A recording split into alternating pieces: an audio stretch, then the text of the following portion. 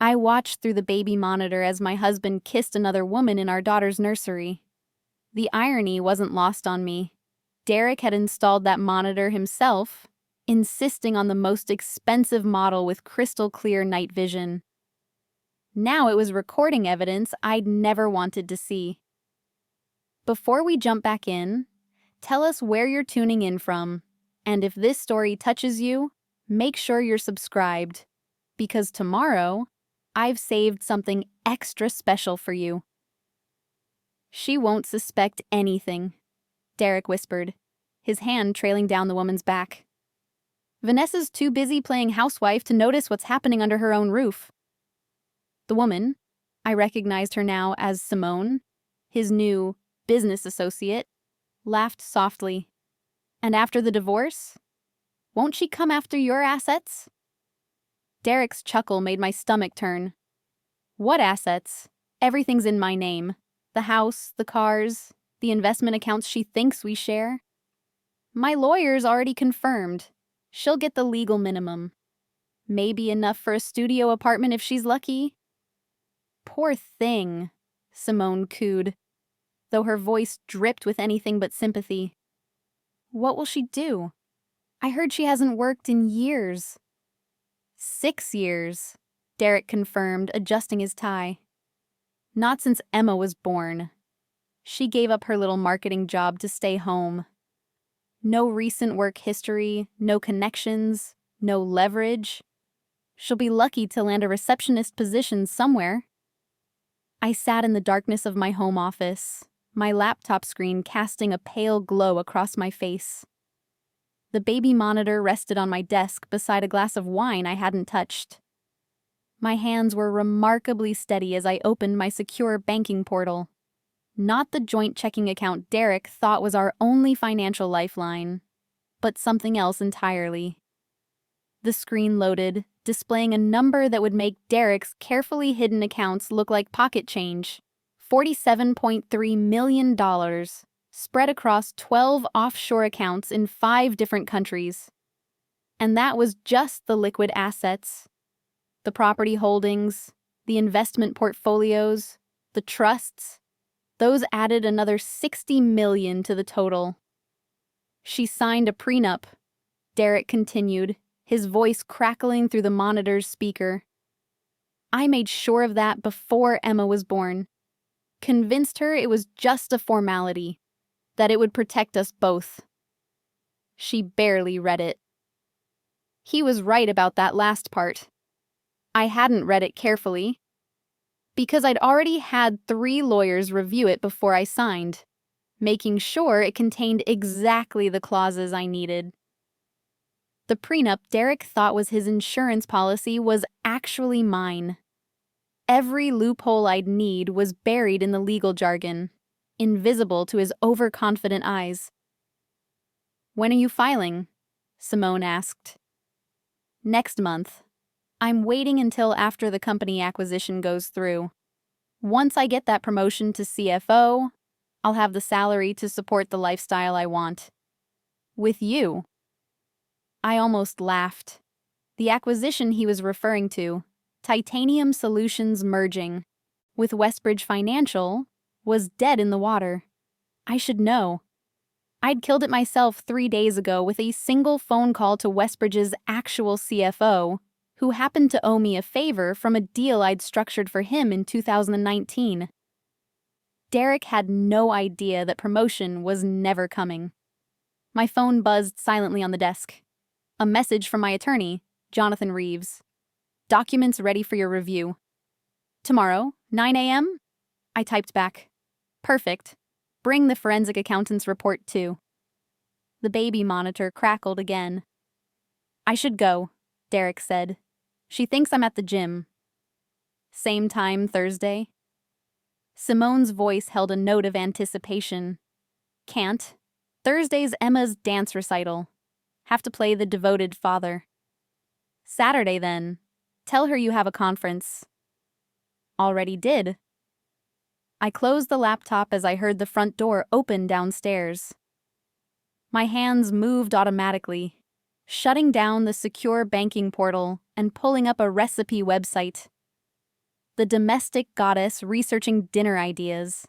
Exactly what Derek expected to find. Vanessa? His voice echoed through the house. I'm home. I took a breath, composing my face into the soft, welcoming expression I'd perfected over 6 years of marriage. The same expression I'd worn while building an empire he knew nothing about. In the office, honey, I called back, my voice bright and unsuspecting. Just looking up something for dinner tomorrow. His footsteps on the stairs were heavy, confident. The walk of a man who thought he held all the cards. He appeared in the doorway, gym bag slung over his shoulder, hair artfully disheveled to sell the exercise excuse. How was your workout? I asked, meeting his eyes without flinching. Brutal. Anderson pushed us hard today. The lie rolled off his tongue so smoothly. I'm going to shower. Did Emma go down okay? Like an angel. She asked for you, though. A flicker of something, guilt, perhaps, crossed his face, but it vanished as quickly as it appeared. I'll check on her after I clean up. He left, and I waited until I heard the shower running before opening my laptop again. But this time, I pulled up something different. A detailed timeline I'd been maintaining for the past 4 months, ever since I'd first suspected something was wrong. It had started small. The way he'd begun working later, the sudden increase in business trips, the new attention to his appearance. I'd known the signs. After all, I'd watched my mother navigate 3 divorces before she finally learned to protect herself financially. Those painful lessons had shaped everything I became. What Derek didn't know, what no one knew except my attorney and my financial advisor, was that I'd never actually stopped working. Not really. 6 years ago, when I told Derek I was giving up my marketing position to stay home with Emma, I'd been telling a half-truth. I had left my corporate job, yes, but I'd also been laying the groundwork for something much bigger. It started with a single consulting client, a pharmaceutical startup that needed someone to navigate a complex international market entry.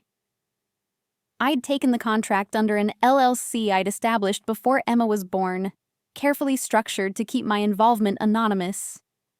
That one project led to another, then another. Within 2 years, I had 15 clients. Within 4, I'd built a consulting empire that operated entirely behind the scenes. My business, Meridian Strategic Advisors, never had my name attached to it publicly. I worked through a network of trusted associates who fronted client meetings while I handled strategy from home. Every email went through encrypted servers. Every contract was signed by my business manager. Every payment went into accounts Derek couldn't access or even imagine existed. The irony was delicious. While Derek went to his office every day, managing other people's money as a financial advisor, I was structuring multi-million-dollar deals from our home office, wearing yoga pants and with our daughter's toys scattered at my feet. Vanessa? Derek's voice pulled me from my thoughts. He stood in the doorway again, this time in fresh clothes, his hair damp. You okay? You seemed distracted. I smiled, closing the laptop. Just tired. Emma was up twice last night with bad dreams. You should sleep in tomorrow. I can take her to preschool before work. That's sweet, but you have that early meeting, remember? His eyes shifted slightly, the tell I'd learned to recognize. Right, the meeting. Can't miss that. There was no meeting. I knew his calendar better than he thought. Tomorrow at 8, he'd be at the Four Seasons having breakfast with Simone. I knew because I'd hacked his email 3 months ago, a skill I'd picked up from a cybersecurity consultant who owed me a favor after I'd helped her company secure funding. Why don't you go relax? I suggested. I'll bring you some tea. "You're the best," he said, leaning down to kiss the top of my head. The gesture felt mechanical, performative. "I don't know what I'd do without you." "You're about to find out," I thought, but smiled instead. "Go on, I'll be right there." After he left, I pulled out my phone and opened a secure messaging app. My fingers flew across the screen. Need to move the timeline up. He's planning to file next month. I want to file first. The response from Jonathan came within seconds. "How soon?" 2 weeks. Ambitious. But we can make it work. I'll accelerate everything. I set the phone down and finally took a sip of the wine. It had gone slightly warm, but I barely noticed. My mind was already racing through the logistics, the strategy, the careful choreography of what was to come. Derek thought he was playing chess while I was playing checkers. But the truth was, I'd been playing three-dimensional chess while he was still trying to figure out which piece was the king. The next morning, I woke before dawn, careful not to disturb Derek as I slipped out of bed. Emma would be up soon, and I had calls to make before she started her cheerful morning routine. In my office, I dialed the first number from memory. It rang twice before a crisp British accent answered. "Mrs. Hartley, I wondered when you'd be calling." "Good morning, Patricia." Patricia Whitmore was my forensic accountant, a brilliant woman who'd helped me hide assets from more sophisticated searches than anything Derek could mount. "I need a complete audit of Derek's accounts. Everything. The ones I know about, and the ones he thinks are hidden." "I already have most of it," she replied. "When you mentioned your concerns last month, I took the liberty of doing some preliminary investigation. Your husband has been quite busy." "How bad is it?" Preparing and narrating this story took us a lot of time. So if you are enjoying it, like this video, it means a lot to us. Now back to the story. He's been siphoning money from your joint accounts for 18 months. Small amounts at first, gradually increasing. Currently, he's moved approximately $340,000 into accounts you don't have access to. He's also taken out a line of credit against the house. $200,000, which he's been using to fund various expenditures. My jaw tightened. The house was in both our names, but I'd provided the entire down payment from my personal funds. Money I'd made before we married. Can you trace where it's going? Some of it's obvious. Expensive hotels, jewelry, restaurants. But there's more. He's been investing in a startup, a tech company called Novatech Solutions. Ring any bells? It did. That's Simone's company. Correct. He's put $150,000 into it over the past year. On paper, he's a silent partner. But in reality? In reality, the company's burning through cash with no viable product. I'd give it 6 months before it collapses. Your husband is essentially funding his mistress's failing business.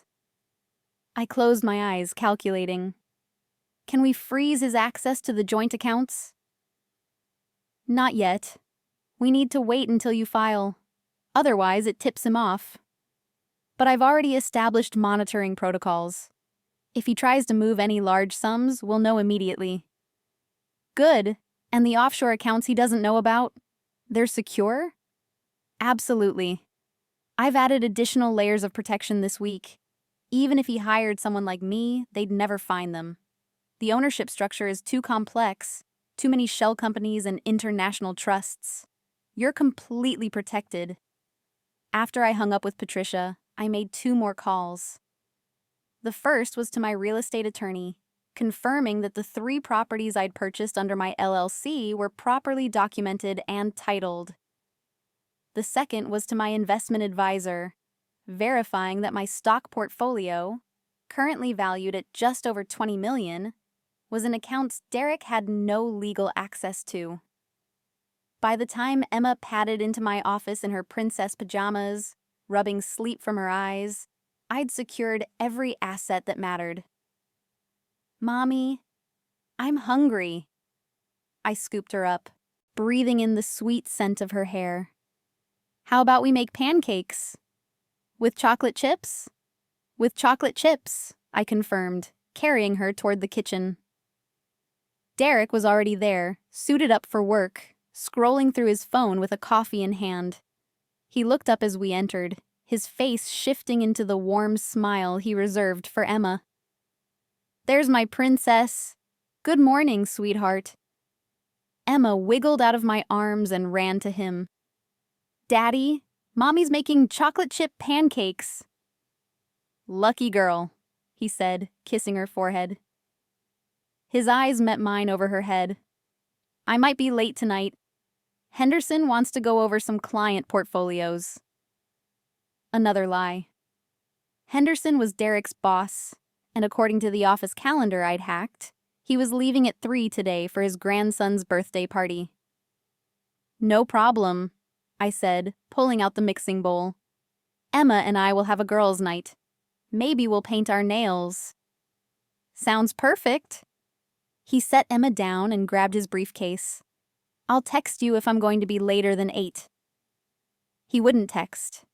He'd be at Simone's apartment until midnight, the way he'd been every Tuesday for the past 3 months. I knew because I'd hired a private investigator, not because I needed proof for myself, but because I needed documentation for court. As the door closed behind him, Emma climbed onto a kitchen stool to help me cook. "Mommy, why does Daddy work so much?" The question caught me off guard. "What do you mean, sweetie?" "He's always leaving. Even when he's here, he's on his phone." Her little face scrunched up in thought. "Melissa's daddy is home more. And her mommy works too." I cracked an egg into the bowl, choosing my words carefully. Sometimes grown-ups have different kinds of jobs. Daddy's job means he has to be away sometimes. "What's your job, Mommy?" I paused, the whisk suspended over the batter. In Derek's version of our story, I didn't have a job. I was just the stay-at-home mom who depended on him entirely.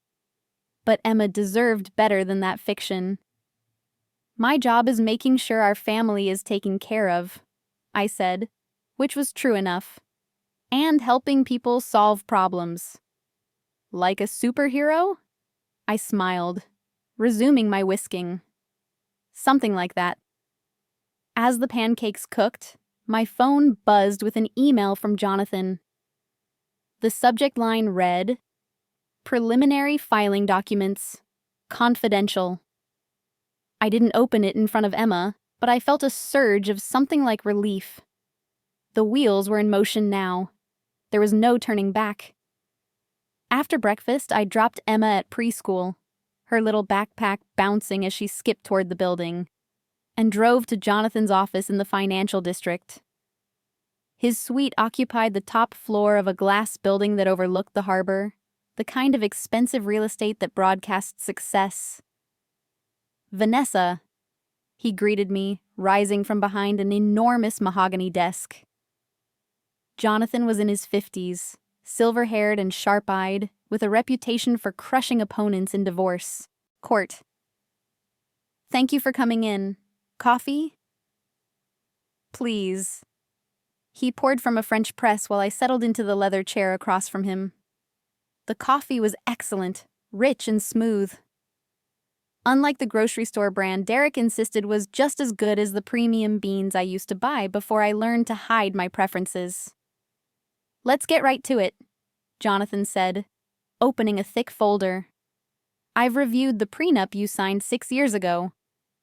Derek's attorney was either incompetent or didn't anticipate your level of financial sophistication. How bad is it for him?" The prenup states that any assets acquired before the marriage remain separate property.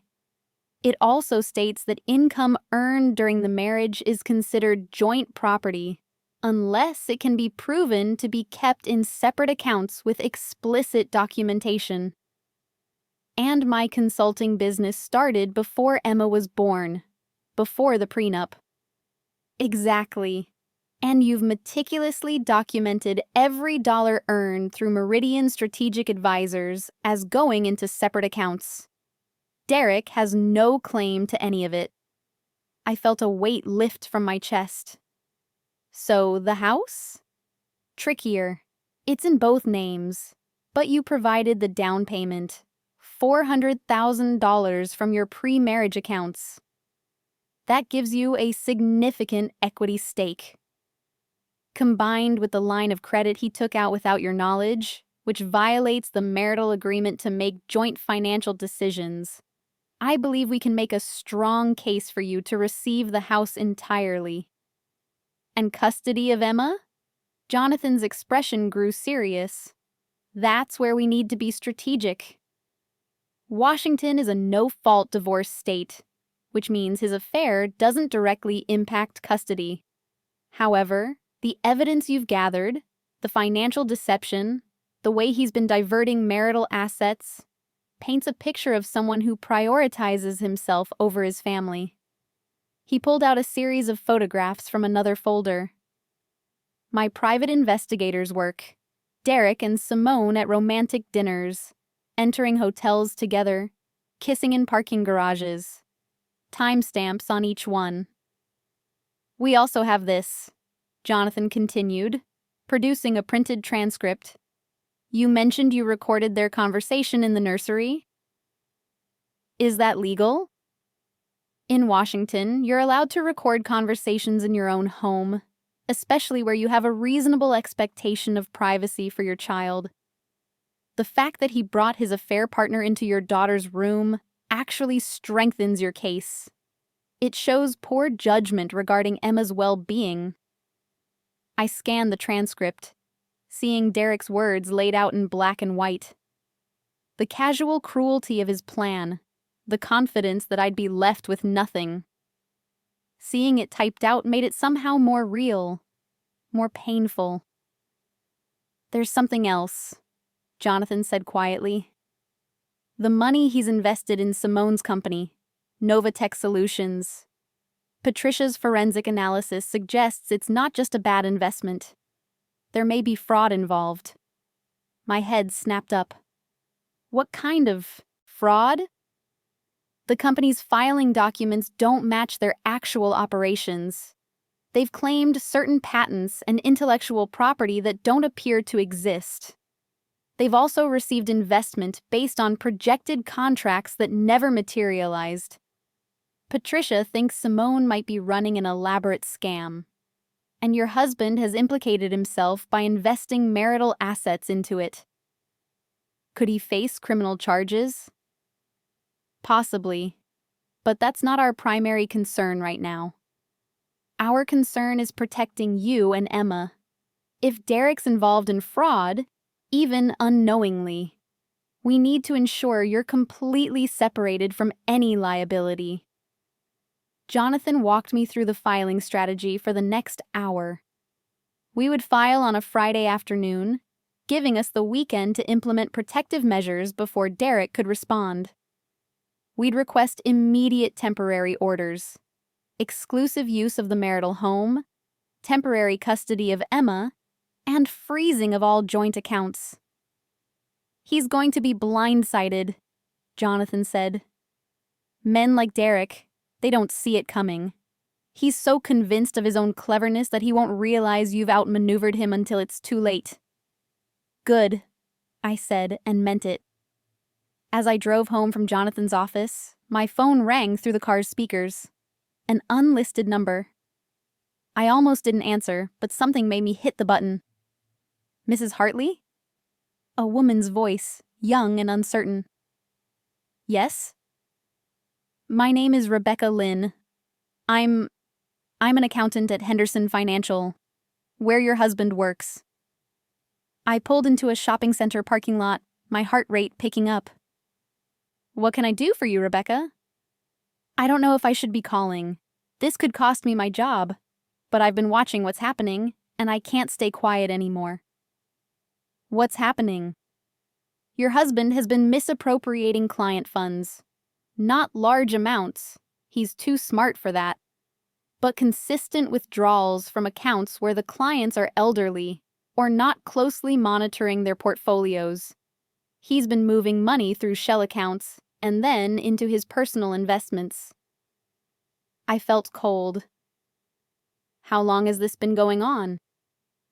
At least a year, maybe longer. I only started noticing it 6 months ago.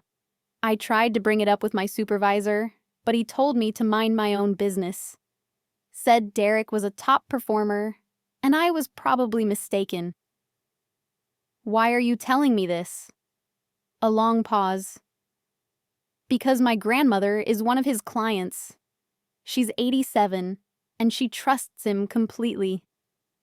Last month, she mentioned that her account balance seemed lower than she expected, but Derek convinced her she was misremembering. I pulled her records. He's taken $30,000 from her over the past year.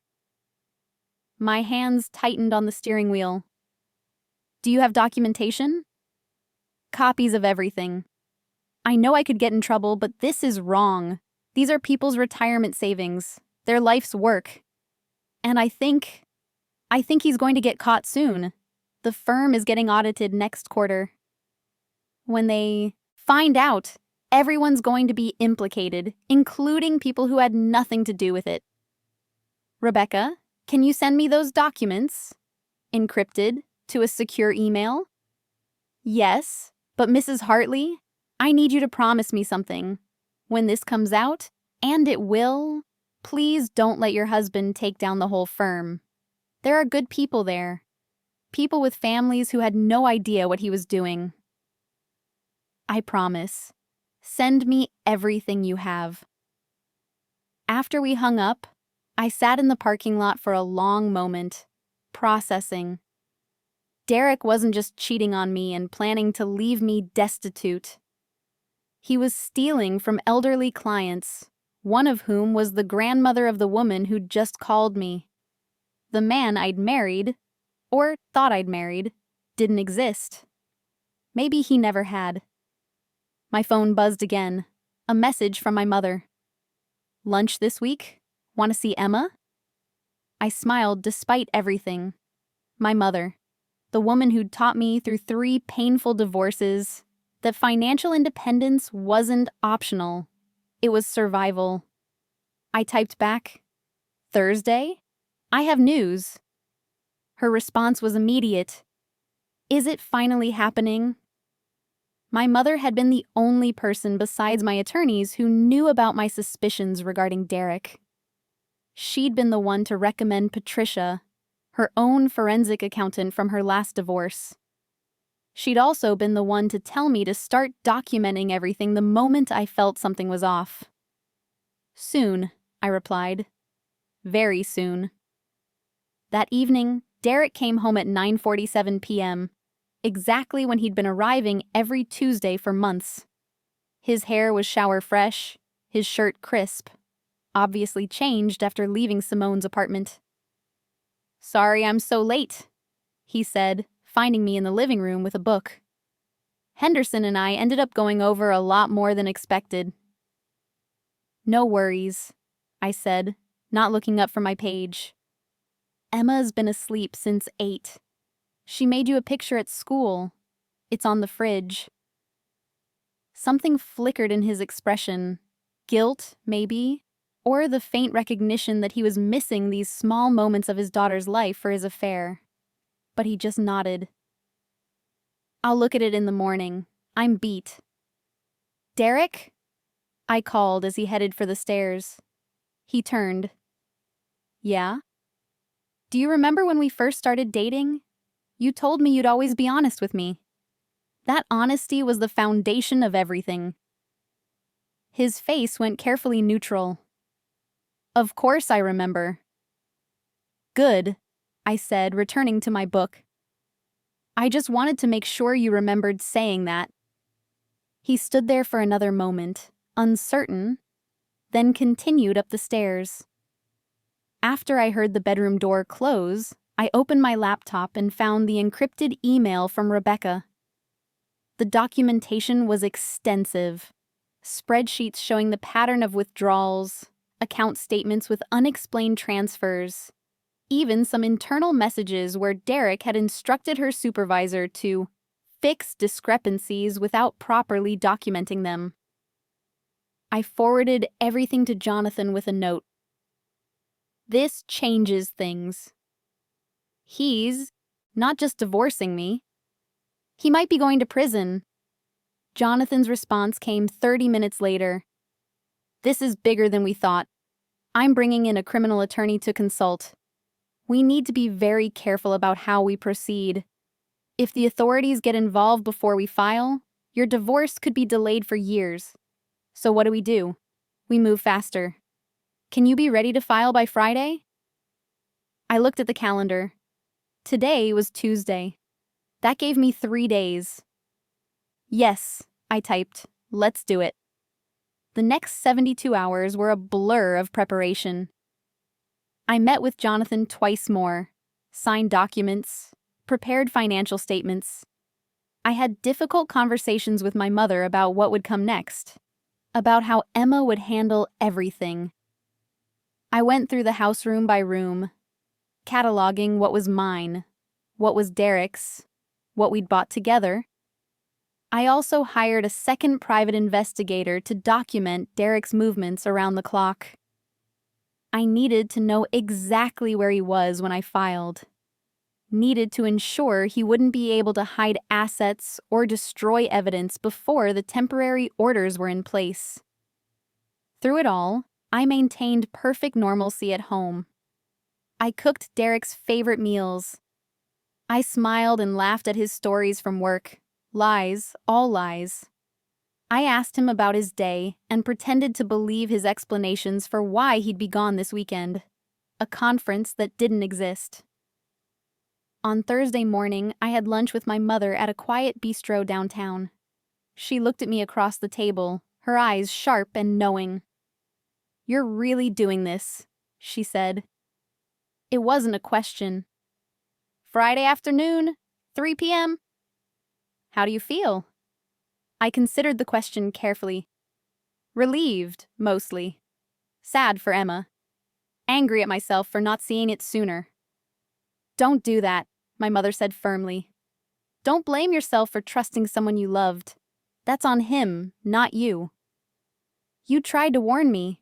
When we got engaged, I said he seemed too interested in your family's money. And you told me, correctly, that I was projecting my own experiences onto your relationship. You were right to give him a chance." She reached across the table to squeeze my hand. "But you were also smart enough to protect yourself. Everything you built in secret. Everything you earned separately. When he leaves, he's taking nothing of yours except the memories. He's taking 6 years of my life. No, sweetheart. He's giving you the rest of your life. There's a difference." On Thursday night, Derek packed for his fake conference. I watched from the bedroom doorway as he carefully selected shirts and pants, shoes and ties. He was whistling softly, happy. "You seem excited about this conference," I observed. "Should be good. Anderson from our Seattle office is presenting some interesting portfolio strategies." The lie flowed so easily. "I might get some ideas I can use with my own clients." "Will you call Emma to say goodnight?" "Of course. Every night." He zipped the suitcase and turned to me. "You're amazing, you know that? Holding down the fort while I'm away, taking care of Emma. I don't say it enough, but I appreciate everything you do." The words should have meant something. Once they would have. Now they just felt like another layer of deception, carefully applied to keep me compliant and unsuspecting. "It's what partners do," I said. "We take care of each other." "Exactly." He kissed me, brief, perfunctory, and grabbed his suitcase. "I'll be home Sunday evening. Call if you need anything." "Have a great conference." I watched from the window as he loaded his car and drove away. Not toward the airport, but toward Simone's apartment in the Pearl District. My private investigator sent me a photo 30 minutes later. Derek's car in her parking garage, exactly where we knew it would be. I slept surprisingly well that night. Emma crawled into bed with me around midnight, claiming she'd had a bad dream. I held her close, stroking her hair, and thought about what tomorrow would bring. "Mommy?" she whispered, half asleep. "Are you and Daddy going to get divorced?" My hand stilled. "Why would you ask that, sweetheart?" "Because Sophia's parents got divorced. She said they stopped sleeping in the same bed first." I hadn't realized Emma had noticed that Derek had started using the guest room twice a week, claiming his snoring was keeping me awake. "Sometimes grown-ups need their own space," I said carefully. "It doesn't always mean divorce." "But sometimes it does?" "Sometimes." She was quiet for a long moment. "If you and Daddy get divorced, will I still see him?" "Of course, baby. No matter what happens between your daddy and me, we both love you very much. That will never change." "Okay," she said, and her breathing evened out as she drifted back to sleep. I lay awake for a long time after, staring at the ceiling, thinking about the conversation I'd have with Emma in the coming weeks. She deserved better than a father who chose his affair over his family. But she also deserved to maintain a relationship with him if he was willing to step up. That was something we'd have to figure out together. Friday morning arrived bright and clear. I took Emma to preschool as usual, kissing her goodbye and promising to pick her up at 3:30. Then I drove to Jonathan's office for what he called our final briefing. "Everything's ready," he said, spreading documents across the conference table. "The filing is scheduled for 3 p.m. The moment we submit, the court will issue temporary orders freezing all joint accounts and granting you exclusive use of the marital home. By the time Derek finds out, which will be when the process server locates him, you and Emma will be secure. And if he tries to access the accounts before that, Patricia's monitoring them in real time. If even a dollar moves, we'll know instantly and can push the filing up to this morning." "What about Emma? What's the custody arrangement? Initially?" "You'll have primary custody pending a full hearing. Derek will have supervised visitation once a week until we can establish a more permanent schedule. Given the evidence we have of his affair, his financial mismanagement, and the fact that he brought his mistress into Emma's space, the court will want to move carefully." I nodded, trying to ignore the knot in my stomach. "And the criminal charges? Rebecca's evidence?" "That's being handled separately. I've put her in touch with a friend at the State Attorney General's office. They're opening an investigation into Henderson Financial's practices. But we're keeping your divorce separate from that as much as possible. You're not responsible for Derek's professional choices. Even though he used marital assets to fund a potentially fraudulent company? That actually works in your favor. We're arguing that he violated the prenup's clauses about joint financial decisions and asset protection.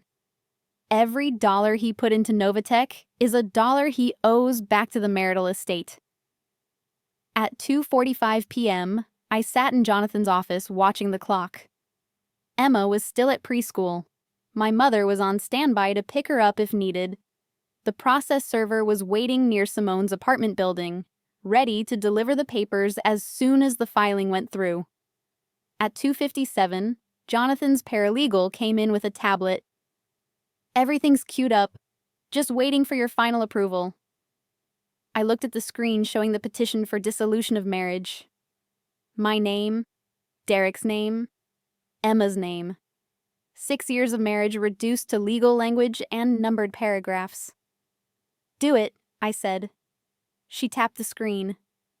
Filed. For a moment, nothing happened. Then Jonathan's phone started ringing. His contact at the courthouse, confirming receipt and issuing the temporary orders.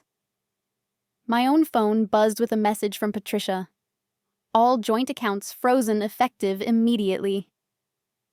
"It's done," Jonathan said, looking up from his phone. "The process server is moving in now." I waited, my heart pounding, until another message came through. This one from the private investigator. Papers delivered. Subject appeared shocked. Female companion asked him to leave immediately. I let out a breath I hadn't realized I'd holding. "Vanessa," Jonathan said gently, "you need to get home. Change the locks immediately. Our locksmith is already en route. Derek will probably try to come to the house once he processes what's happening." I stood on shaking legs. "Thank you, Jonathan, for everything." "We're just getting started," he said, "but you've done the hard part. Everything else is just paperwork and negotiation." The drive home felt surreal. I kept expecting to feel something: triumph, relief, grief. But instead I felt oddly numb, disconnected from the enormity of what I'd just set in motion. The locksmith was already there when I arrived, his van parked in my driveway. I let him in and watched as he efficiently changed every lock in the house. Front, door, back door, garage, everything. "Your attorney said you might need the security system updated too," he said. "Change the codes, add some cameras?" "Yes, everything." While he worked, I walked through the house one more time, seeing it differently now. This was my house, mine and Emma's. Derek had no claim to it anymore, no right to be here. I was in Emma's room when my phone rang.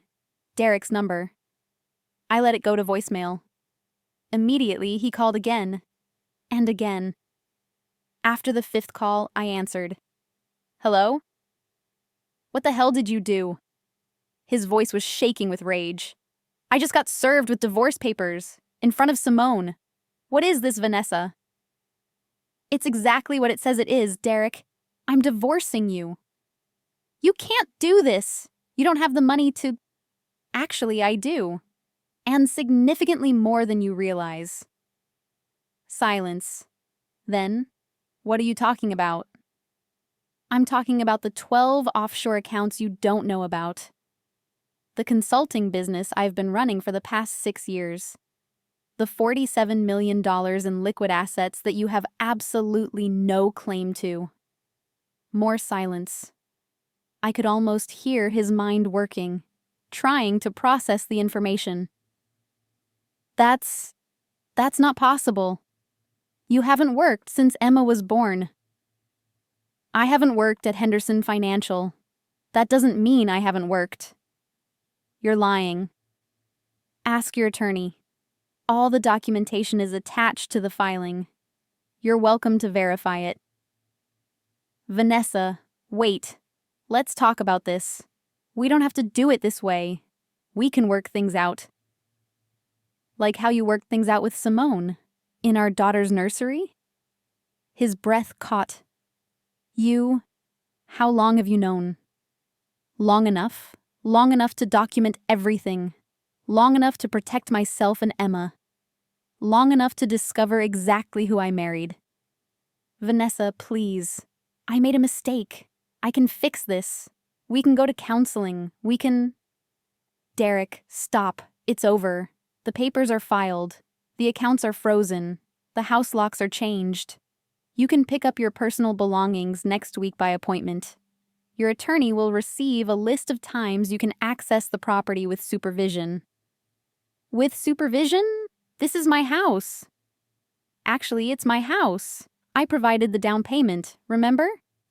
And you took out a line of credit against it without my knowledge or consent. That's going to be a problem for you in court." "This is insane. You're being crazy." "I'm being smart. Something I should have been 6 years ago when I signed that prenup without understanding exactly what I was agreeing to." I paused. "Actually, that's not quite true. I understood it perfectly. I just let you think I didn't." Another long silence. When he spoke again, his voice had changed. Cold, calculating. "You're going to regret this, Vanessa. I'll take everything. I'll make sure you end up with nothing. I have resources you don't understand." "No, Derek, you really don't. And that's the problem. That's always been the problem." I hung up. He tried calling back immediately, but I'd already blocked his number. All communication would go through the attorneys now. I sank onto Emma's bed, surrounded by her stuffed animals and picture books, and finally let myself cry. Not for Derek or for the marriage I'd lost, but for the innocent version of myself who'd believed that love alone could sustain a partnership. For the woman who'd opened her heart and had it used as a weapon against her. My phone buzzed with a text from my mother. At Emma's school. Taking her for ice cream before bringing her home. Give you time to collect yourself. I smiled through the tears. My mother always knew exactly what I needed. By the time Emma came home at 6, I'd showered, changed, and pulled myself together. She bounded through the door with chocolate ice cream on her face and threw herself into my arms. "Grandma got me 2 scoops," she announced proudly. Did she now? I glanced over her head at my mother, who just shrugged with a smile. "Special occasion," my mother mouthed silently. That night, I put Emma to bed and lay beside her until she fell asleep. Then I returned to my office, opened my laptop, and looked at everything Jonathan had sent me. The copies of the file documents, the temporary orders, the summary of what came next. There would be court dates and depositions, negotiations and financial disclosures, custody evaluations and parenting plans. It would be messy and difficult and sometimes painful, but I would survive it. I'd survived worse. The death of my father, my mother's painful divorces, the years of building a business while pretending I was just a housewife. I'd survived by being smarter, more prepared, more strategic than anyone expected. Derek had underestimated me from the moment we met. He'd seen what he wanted to see, a sweet, uncomplicated woman who needed him. Someone he could control and eventually discard when someone more exciting came along. He never saw the woman who'd learned at her father's knee how to read a balance sheet, who'd watched her mother lose everything 3 times and vowed it would never happen to her, who'd built an empire in secret and protected it with layers of legal structures that would take an army of attorneys to penetrate. I pulled up my secure banking portal one more time, looking at those numbers that represented years of careful work. $47 million that Derek had never known existed. And that was just the beginning.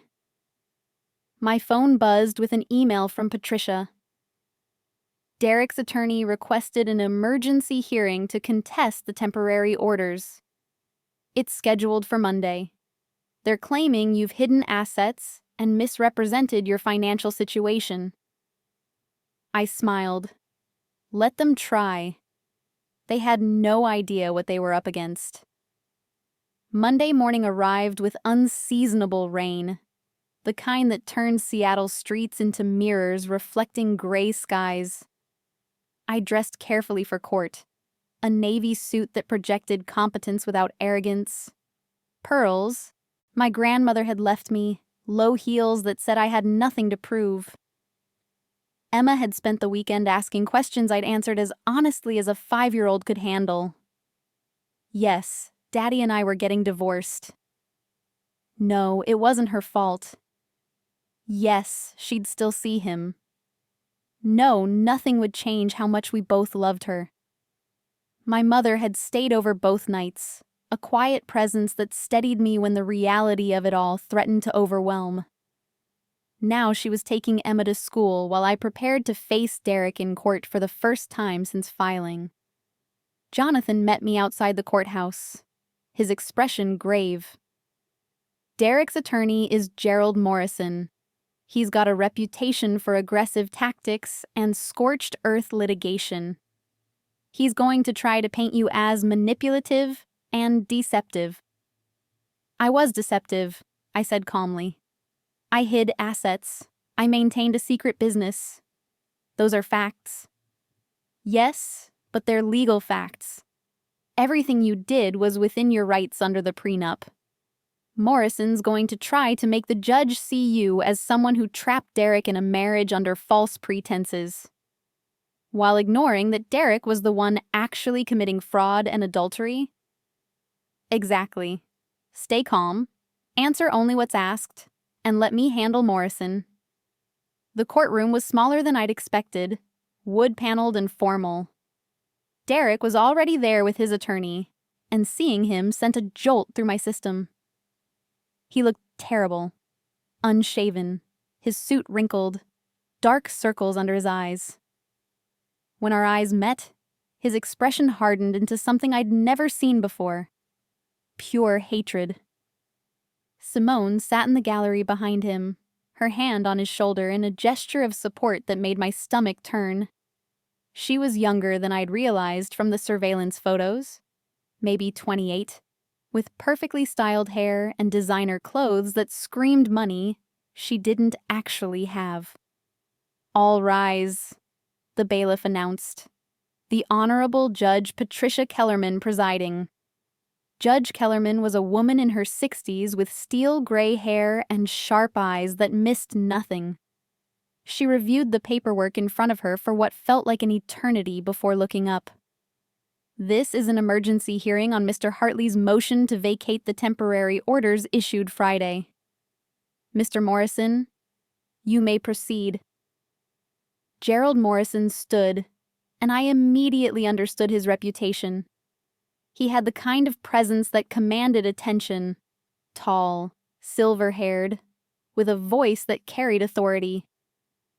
Your Honor, my client was ambushed by divorce papers filed by his wife without warning or attempt at reconciliation.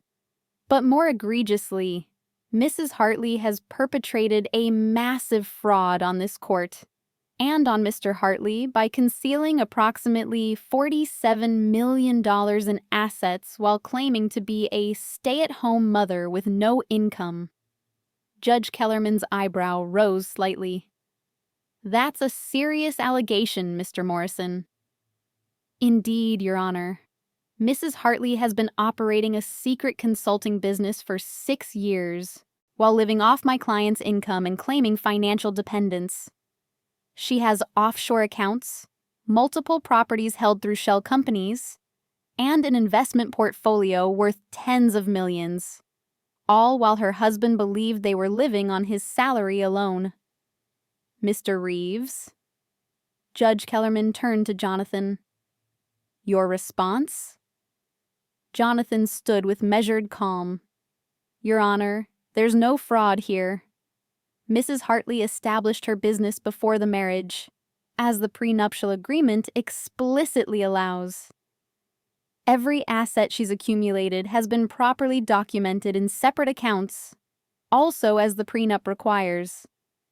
The fact that Mr. Hartley didn't ask about his wife's finances doesn't constitute fraud on her part. She lied to him, Morrison interrupted. She pretended to be someone she wasn't. Mr. Morrison, Judge Kellerman's voice was sharp. You'll address the court, not opposing counsel. Continue, Mr. Reeves. Thank you, Your Honor. The truth is, Mrs. Hartley never lied about her work. She simply didn't advertise it. Meanwhile, Mr. Hartley has been engaged in an extramarital affair for 18 months, during which time he embezzled over $300,000 from their joint accounts, took out an unauthorized line of credit against the marital home, and invested marital assets into his mistress's failing business venture. Morrison's face reddened. Those are inflammatory and unsubstantiated allegations. They're documented facts, Jonathan said smoothly, handing a folder to the bailiff. Bank statements, photographs, and witness testimony, all properly authenticated. Judge Kellerman reviewed the documents, her expression growing increasingly stern. Mr. Morrison, your client took out a $200,000 line of credit without his wife's knowledge or consent. The house is in both names, Your Honor. He had every right. Actually, he didn't. Jonathan produced another document. The deed clearly states that any liens, mortgages, or encumbrances require both signatures. Mr. Hartley forged his wife's signature on the loan documents. That's fraud, Your Honor. Actual, criminal fraud. The courtroom went silent. Derek leaned over to whisper urgently to Morrison, who waved him off impatiently. Is that true, Mr. Morrison? Judge Kellerman asked. Your Honor, my client was under financial pressure. That's not what I asked. Did he forge his wife's signature? Morrison's jaw worked. The signature may not have been properly obtained. May not have been properly obtained, Judge Kellerman repeated, her tone icy. That's one way to describe forgery. She turned to Derek directly. Mr. Hartley, do you have anything to say for yourself? Derek stood, and I could see him trying to summon the charm that had always worked for him before. Your Honor, I made a mistake. I was trying to make a good investment to benefit our family. I didn't think Vanessa would mind. You didn't think your wife would mind you forging her signature on a $200,000 loan? Judge Kellerman's voice could have cut glass. Or you didn't think she'd find out. Derek's charm evaporated. She was hiding millions from me. She's been lying about who she is since the day we met. I never lied, I said quietly before I could stop myself. Judge Kellerman looked at me. Mrs. Hartley? Jonathan put a hand on my arm in warning, but I stood anyway. Your Honor, I never lied to my husband about anything. He never asked about my work. He assumed I'd given it up, and I didn't correct that assumption because I'd learned from past relationships that financial independence made me a target rather than a partner.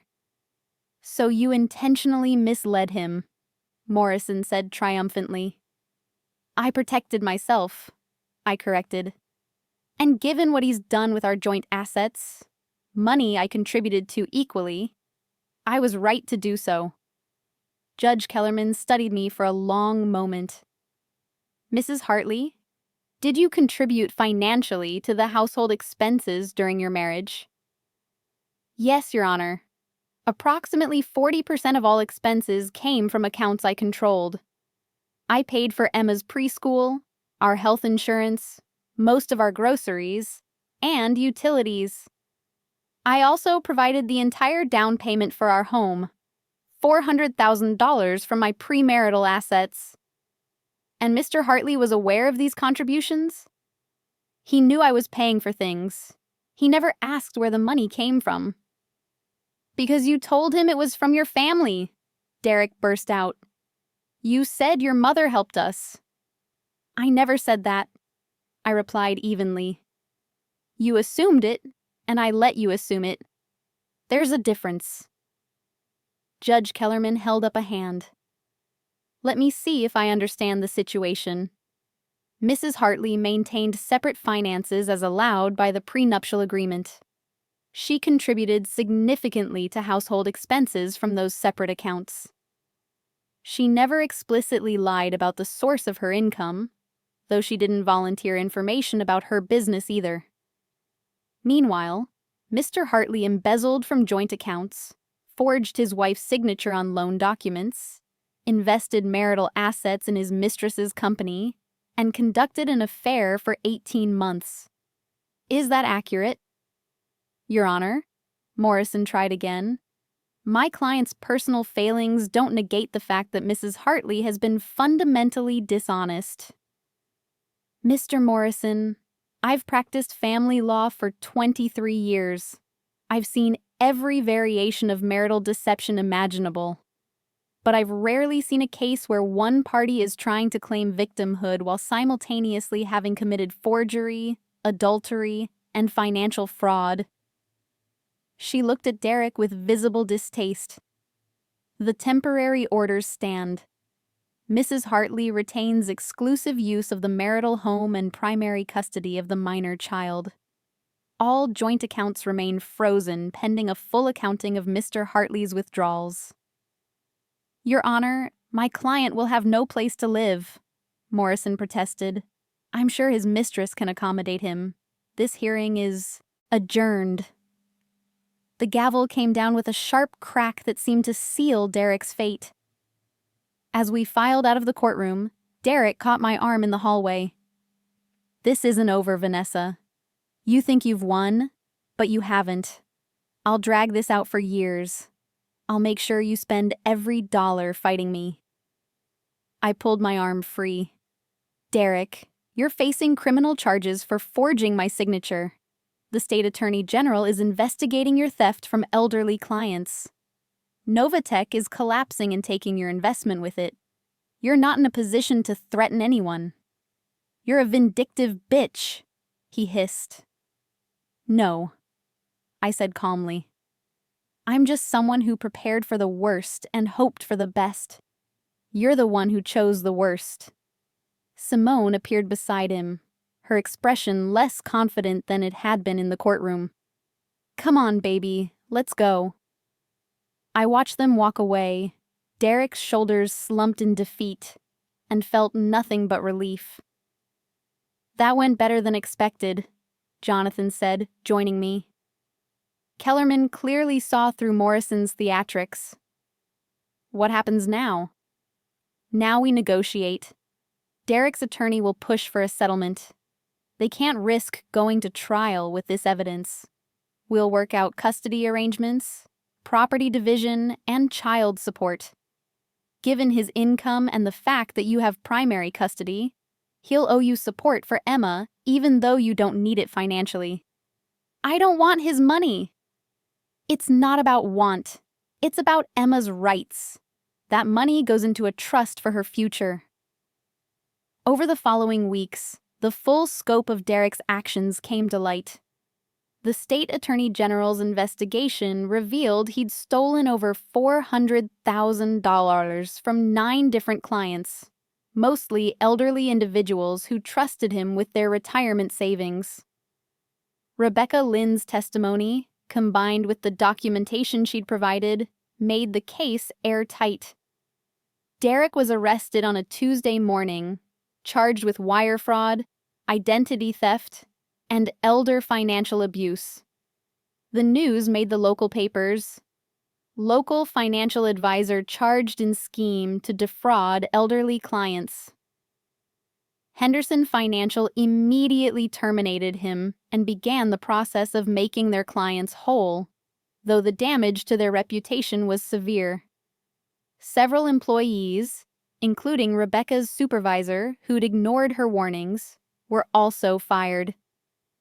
Novatech Solutions collapsed exactly as Patricia had predicted, taking Derek's $150,000 investment with it.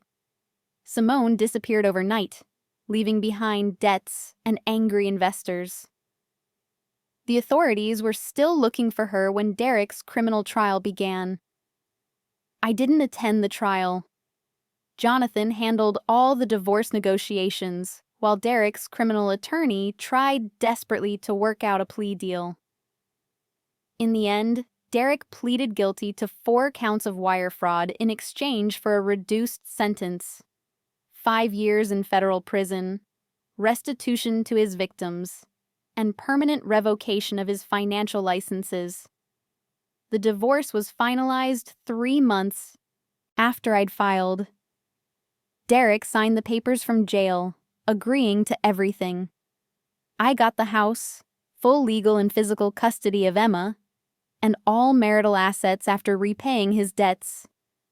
He got supervised visitation with Emma once she was old enough to decide if she wanted it, and the requirement to pay child support even from prison.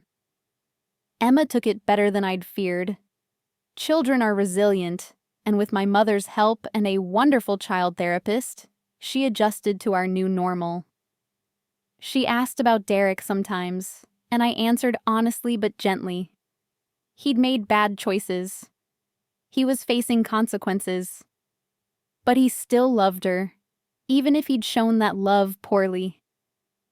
6 months after the divorce was final, I was in my home office when Emma bounded in with a drawing.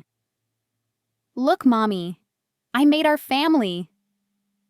The picture showed 2 figures, one tall with dark hair, me, one small with pigtails, Emma, standing in front of a house with a big sun overhead. "It's beautiful, sweetheart." "Where should we hang it?" "On the fridge, next to the one Grandma liked." As she ran off to place it herself, I returned to my laptop. Meridian Strategic Advisors had just landed its biggest contract yet, a multinational pharmaceutical merger worth $2.3 billion. My cut would be substantial, but more than the money, I felt the satisfaction of doing work I loved on my own terms. My phone rang. Jonathan's number. "Vanessa, I wanted to give you an update. Derek's restitution payments are being processed. His victims are being made whole." "That's good news." "There's something else. Rebecca Lynn asked if she could meet with you. She wants to thank you personally for supporting her testimony." "Of course. Give her my number." After we hung up, I sat for a moment thinking about how far I'd come. A year ago, I'd been watching my husband kiss another woman on a baby monitor, feeling my world crumble. Now I was raising my daughter alone. Yes, but on my own terms, with my own resources, and with the freedom to be fully myself. My mother had been right, all those years ago. Financial independence wasn't just about money. It was about having choices, about not being trapped by someone else's decisions or deceptions. That evening, I took Emma out for ice cream, our new Friday tradition. As we sat in the shop, she with chocolate chip and me with vanilla, I watched her swing her legs happily and thought about the lessons I'd teach her as she grew. I'd teach her to be kind, but not naive, trusting, but not foolish, to love with an open heart, but protect herself with a clear head. Most importantly, I'd teach her that her worth wasn't dependent on anyone else, not a partner, not a parent, not society's expectations. "Mommy?" Emma asked, chocolate smeared on her chin. "Are you happy?" The question caught me off guard. Was I happy? I'd been betrayed, divorced, and thrust into single parenthood. My daughter's father was in prison. My marriage had been a lie. But I looked at Emma's sweet face, at the life we were building together, at the freedom I'd fought for and won. I thought about my business, my mother's proud smile, the house that was truly mine, and the future I could create on my own terms. "Yes, baby," I said, and meant it. "I'm happy." "Me too," she said simply, and returned to her ice cream. 2 years after the divorce, I received an unexpected letter. It was from Derek, forwarded through Jonathan's office as required by the custody agreement. "Dear Vanessa, I don't expect forgiveness. I don't deserve it. But I wanted you to know that I've had a lot of time to think about what I did, about who I was, and about how badly I failed you and Emma. You were right about everything. I was arrogant and selfish. I saw you as someone I could control rather than a partner to respect. I convinced myself I deserved more than what we had, never realizing that what we had was everything I should have wanted. I've been taking business ethics classes here, which is probably ironic given why I'm here, but I'm trying to understand how I became someone capable of stealing from elderly people who trusted me. How I became someone capable of treating you the way I did. I know Emma's doing well. My mother sends me photos sometimes. She looks happy, healthy. That's because of you. You're giving her everything I should have helped provide. Stability, love, honesty. I'm not asking for anything. I'm not asking you to bring Emma to visit, or to reconsider the custody arrangement, or to respond to this letter. I just wanted you to know that you were the best thing that ever happened to me, and losing you was entirely my fault. I hope you're happy, Vanessa. You deserve happiness. Derek, I read the letter twice, then filed it away in the folder I kept for Emma's future. Someday, when she was old enough to understand, she could read it and decide for herself what kind of relationship she wanted with her father. As for me, I'd stopped being angry months ago. Anger was exhausting, and I had better things to do with my energy. Like the new project I was developing, a non-profit foundation to help women achieve financial independence. It would offer free financial literacy classes, business mentoring, and seed funding for women-owned startups. I was calling it the Charlotte Foundation, after my grandmother who'd taught my mother to always have running away money. The foundation's mission statement was simple. No woman should ever be trapped by financial dependence. I'd already recruited Patricia as the CFO and hired 3 other consultants. We were planning to launch in 6 months, with a focus on women leaving abusive relationships or going through divorce. It felt like the right way to channel everything I'd learned, everything I'd survived, into something that could help others. One evening, as I was reviewing foundation documents, Emma wandered in wearing her pajamas. "Mommy, Sophia's daddy is getting married again. Will you get married again?" I considered the question carefully. Maybe someday, but right now I'm happy with just us. "Me too," she said, climbing into my lap. "But if you do get married again, make sure he's nice to me." "Oh, sweetheart." I hugged her tight. "That's the first thing I'd check. And make sure he doesn't lie." "Definitely." "And make sure he likes ice cream." I laughed. "Obviously. That's non-negotiable." She giggled and hugged me back. And in that moment, I realized something profound. I'd thought I was protecting myself by hiding my success from Derek. But I'd really been hiding myself, my ambition, my capabilities, my full self. Never again. The next man I let into my life, if there ever was a next man, would know exactly who I was from day one. My success, my wealth, my strength. If that intimidated him, he wasn't the right person. If he felt threatened by it, he could leave. If he tried to take it from me, he'd learn the same lesson Derek had. But there was time for all that later. For now, I had a daughter to raise, a business to run, a foundation to launch, and a life to live on my own terms. 3 years after filing for divorce, I stood in front of a room full of women at the Charlotte Foundation's first workshop. They were survivors all, of abuse, of financial control, of relationships that had trapped them. "My name is Vanessa," I began, "and 5 years ago, I watched my husband kiss another woman on a baby monitor while he told her I'd be broke after our divorce." The women leaned forward, recognition in their eyes. They'd all been underestimated, all been told they were powerless. He thought I was dependent on him. He thought I had nothing. What he didn't know was that I had $47 million in offshore accounts he'd never discovered. Gasps and murmurs rippled through the room. "But here's what I want you to understand," I continued. "The money was important. It gave me options, freedom, security.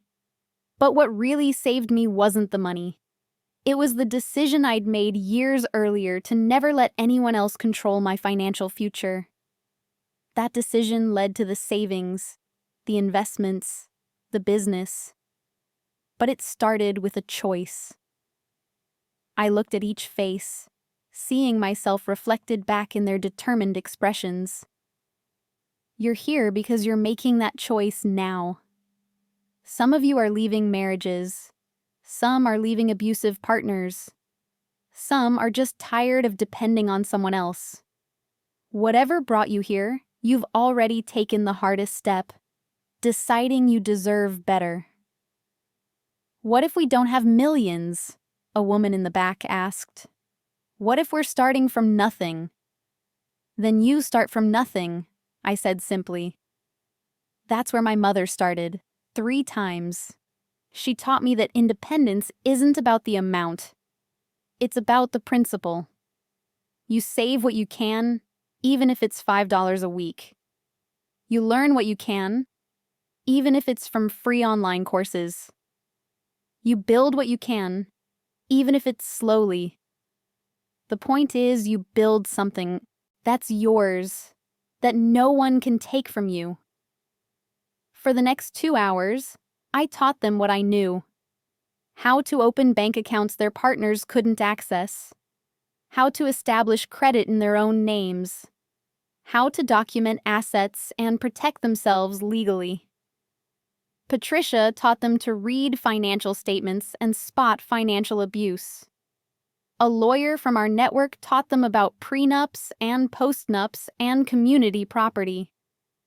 But more than information, I hoped we gave them something else. The belief that they could do this. That they were capable, strong, and deserving of financial security. As the women filed out, several stopped to thank me, to share their stories, to ask follow-up questions. One woman, probably in her 50s with kind eyes and nervous hands, lingered until everyone else had left. Mrs. Hartley, I just wanted to say, my daughter married a man like your ex-husband. She won't leave him because she thinks she can't afford to. Could you maybe talk to her? I squeezed her hand. Give her our information. Tell her we offer free consultations. No judgment, no pressure. Just options. Thank you, she whispered, tears in her eyes. Thank you for doing this. After she left, I stood alone in the empty conference room, looking at the whiteboards covered in financial formulas and legal terms. This was my legacy now, not the millions I'd accumulated, but the knowledge I could share, the women I could help, the cycles I could break. Emma was 7 now, thriving in 2nd grade, taking piano lessons and soccer practice. She barely remembered life with Derek, which was both sad and merciful. He'd written a few more letters over the years, always forwarded through Jonathan. I kept them all for her, but I never responded. Derek would be released from prison in 2 years. His mother had hinted that he hoped to be part of Emma's life then, to rebuild some kind of relationship. I'd cross that bridge when we came to it, prioritizing Emma's well-being above all else. As for Simone, she'd been arrested in Mexico 6 months after fleeing, charged with securities fraud for Novatech. She was serving her own sentence now, though in a different facility. I didn't follow her case. She was Derek's problem, not mine. I packed up my materials and headed home, where my mother was watching Emma. As I walked to my car, my phone buzzed with a message from an unknown number. Mrs. Hartley? This is Rebecca Lynn. I wanted you to know. I just got promoted to senior accountant at a new firm. They valued my integrity in coming forward about the Henderson situation. Thank you for supporting me when it mattered. I hope I can pay it forward someday. I smiled and typed back, Congratulations, Rebecca. You earned that promotion. And you're already paying it forward by being someone younger employees can trust. Driving home through the evening traffic, I reflected on how profoundly life had changed. 5 years ago, I'd been trapped in a marriage built on deception, hiding who I was to avoid conflict. Now I was fully myself, successful businesswoman, single mother, nonprofit founder, and survivor. Was it the life I'd imagined at 25, standing at an altar promising forever to a man I thought I knew? No. But it was better than the alternative. Staying silent, staying small, staying dependent on someone who valued me so little. Emma ran to greet me at the door, waving a paper with a gold star. "Mommy, I got perfect on my math test." "That's my brilliant girl." I scooped her up, breathing in the scent of her shampoo. "Should we celebrate with your favorite dinner?" "Pizza." "Obviously pizza." As we cooked together, Emma carefully arranging pepperoni while I rolled out dough, my mother sat at the kitchen counter watching us with a satisfied smile. "You've built a good life," she said quietly. "We've built a good life," I corrected. "I couldn't have done this without you." "Yes, you could have. You're stronger than you know." "I learned from the best." Emma looked up from her pepperoni arrangement. "Grandma, did you get divorced too?" My mother didn't flinch. 3 times, sweetheart." "That's a lot." "It is. But each time I learned something important. And each time I made sure I could take care of myself and your mother." "Is that why Mommy has her own money?" "Exactly why." Emma nodded seriously, as if storing this information for future use. "When I grow up, I'm going to have my own money too. And a big office like Mommy's. And maybe a husband. But only if he's really, really nice and doesn't lie." My mother and I exchanged glances over her head, both fighting smiles. "That sounds like an excellent plan," I said. That night, after Emma was asleep and my mother had gone home, I sat in my office one last time reviewing the day's work. The foundation was thriving. My consulting business was stronger than ever, and Emma was happy and healthy. I opened the secure banking portal I'd looked at that night 5 years ago when I'd first discovered Derek's affair. The number was higher now, $53.8 million, thanks to successful investments and continued business growth. But the number itself mattered less than what it represented: freedom, security, and the power to help others achieve the same.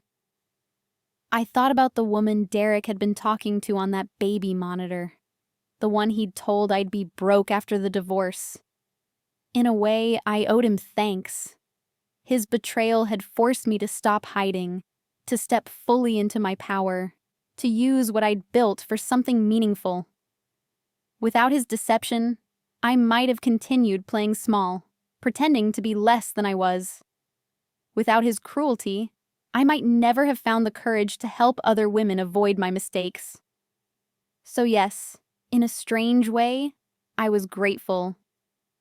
Not for the pain, I wouldn't wish that on anyone, but for the transformation that pain had forced me to undergo, for the strength I'd discovered when I had no choice but to be strong, for the clarity that came from surviving something I'd thought would destroy me. I closed the laptop and turned off the lights, walking through my house, mine and Emma's, with a profound sense of peace. Derek had thought he could leave me with nothing. Instead, he'd left me with everything that mattered: my daughter, my dignity, my freedom, and a future built on my own terms. The offshore accounts were nice, but those weren't what saved me. What saved me was the decision I'd made long ago to never let anyone else define my worth, control my future, or limit my potential. That was something no prenup could protect, no divorce could threaten, and no betrayal could take away. It was mine, and it always would be. The end. Up next, you've got 2 more standout stories right on your screen. If this one hit the mark, you won't want to pass these up. Just click and check them out. And don't forget to like, subscribe, and turn on the notification bell so you don't miss any upload from us.